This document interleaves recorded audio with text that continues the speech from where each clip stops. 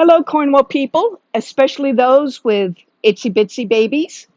My name is Liz Fisher. I work at Cornwall Public Library as part of the Youth Services Department.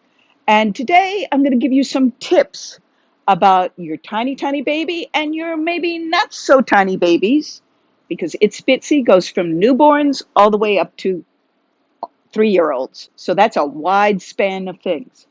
But what's really, really important at this age is to speak with your child. Now, that sounds like a no-brainer, but you'd be astonished if you were able to know what's going on in that little head of theirs. Their little mind is so wired for information. And the more information you can give them, the more they thrive on it. So, that being said, I'm going to talk to you a little bit today about why nursery rhymes are so important. But I don't want to rule out other cultures. If you speak another language, by all means, speak that language with your child. At a very small age, they can adapt. They can tell the difference between languages. They are not going to be confused. I grew up with parents who knew how to speak German, but would not speak German with us because they didn't want us to be confused.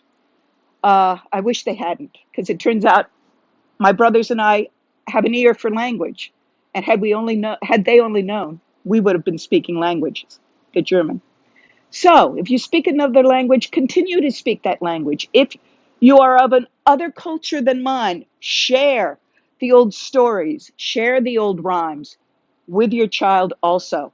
By all means, I am not saying you have to do Itsy Bitsy Spider, though a lot of people do know Itsy Bitsy Spider. And I want to talk to you about Itsy Bitsy Spider to begin with.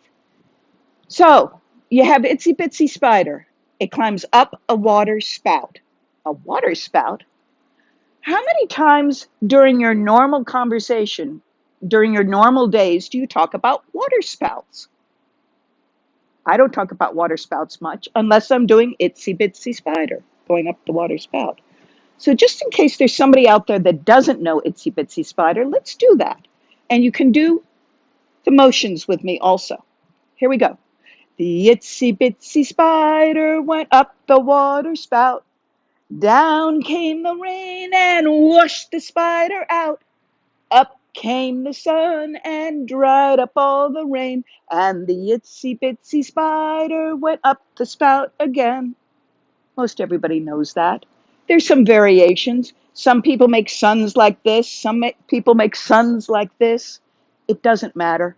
It's all fun. It's all good. Uh, but you might want to do a variation on Itsy Bitsy Spider too. Like I have heard a rap out of Itsy Bitsy Spider. It goes something like this. Itsy Bitsy Spider, up the water spout, down, down, down, down, down came the rain and washed that spider out.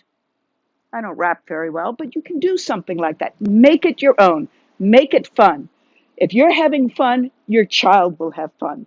Most importantly, you're a model for your child. So whatever you like, they're going to like. So make it fun for both of you. Okay, some other nursery rhymes that you might want to do. This is my baby today. Please don't hold your child by the neck like I'm holding this tough teddy bear. I'm sure you don't. But here we go. This is one that you may not know. And it goes like this. Ride a cock horse to Banbury Cross to see a fine lady upon a white horse. Rings on her fingers, bells on her toes. She will have music wherever she goes. Funny, stilted language. I mean, when was the last time you talked about a cock horse or Banbury Cross or a lady with rings on her fingers and bells on her toes? But if you noticed, everything rhymes. It makes this interesting. Again, by all means, if you have a rhyme you absolutely adore, use that. Children need to hear the rhymes. They need to hear the sounds, and that helps them develop. Okay? I'm going to do one more, and it's called Jack Be Nimble. How often do you use nimble in normal conversations? I don't. I don't know, you might.